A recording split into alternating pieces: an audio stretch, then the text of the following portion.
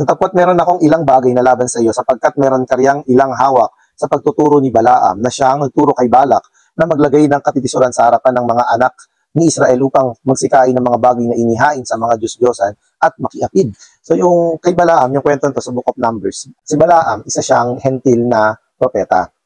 Supposedly, re-represent dapat niya yung Diyos sa harapan ni Balak. Pero dito, imbis na i-represent niya, tumayo siya in position sa Diyos. Tinuruan niya si Balak para magkaroon ng taktika para hindi ma-occupy ng mga Israelita yung lupa na pinapanghawakan ni Balak. No? Tinuruan niya si Balak kung ano ba yung gagawin niyang strategy para yung Diyos ng Israel ay magalit sa mga Israelitang ito. So ito nga yung pagsamba ng mga Israelita sa Diyos-Diyosan. So ibig sabihin si Balaam ay minention dito yung mga pagtuturo ni Balaam. No? So kung saan yung pagtuturo ni Balaam ito ay nagre-resulta sa pagsamba sa Diyos-Diyosan at pakikiapid. So dito, hindi lang basta na-insert yung ibang mga relihiyon sa loob ng Kristyanidad, kundi dito sa loob ng Pergamo na ito, dito din ay pinasok yung mga Diyos-Diyosan. No? Kasi yung Roman gods, napakarami yan. Pero para mai-insert yan sa loob ng Christianity, ito ay binago ng mga pangalan. Kaya ayoko na lang din masyado itong i-elaborate. Kasi nga, nahihipo ko yung bagay na mag-expose sa isang religion. So, kailangan ko maging maingat kasi nga nasa social media to. I-upload ko sa social media, hindi natin bibigyan ng daan si Satanas para i-take down yung channel na to. So, kaya hindi ko siya pwedeng i-expose pa. Pero yan yung mga kapatid, no? Kung may mga pandinig kayo at may pakinig mga kapatid, malalaman nyo ito. Malalaman nyo ito.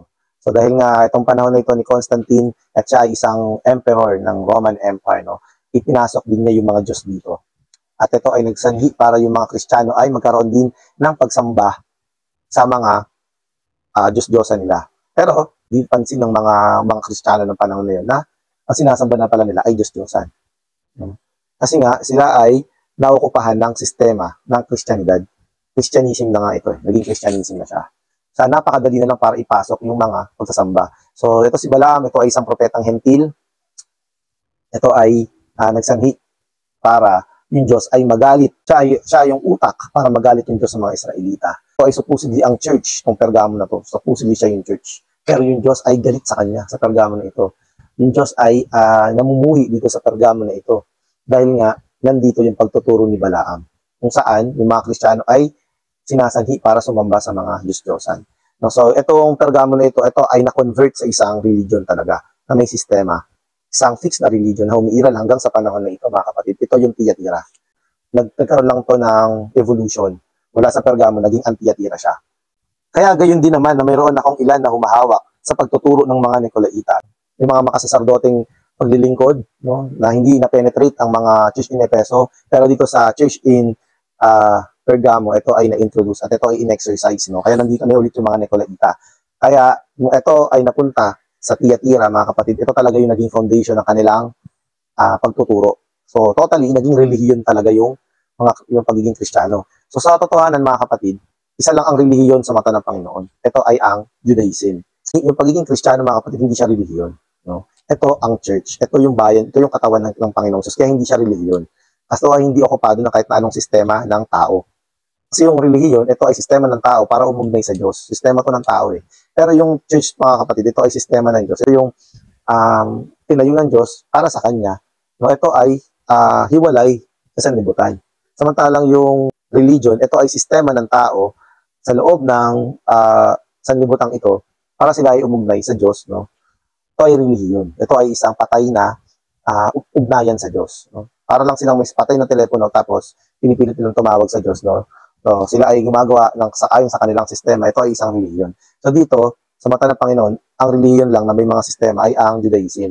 Kaya nung Panginoon ay nagkatawang tao, ang bilang ang Misaya sa harapan nila, hindi nila mahipo-hipo na ito pala yung Diyos. Bakit? Kasi bulag sila sa sistema. Ang pagiging Hudyo nila, bigla ang bayan ng Israel ay ang naging Judaism na relihiyon.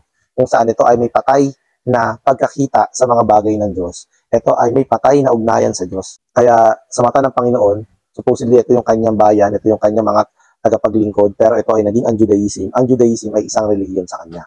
Ang Ecclesia, ang Church, ito yung kanyang katawan na hiwalay sa sanlibutan. Ito yung kanyang Ecclesia. At yung ibang relihiyon naman na tinuturing natin ng relihiyon, bawa Islam, Hinduism, Buddhism, ito ay pagsamba sa Diyos-Diyosan. Ito ay sa mata ng Panginoon, ito ay mga counterfeit gods. Ito ay mga Diyos-Diyosan sa harapan niya. No? So dito mga kapatid, yung Kristiyano mga kapatid ay naging ang sistematikong Kristyanidad at naging isang relihiyon na mga kapatid. Naging relihiyon na siya sa panahon na to ng Pergamo.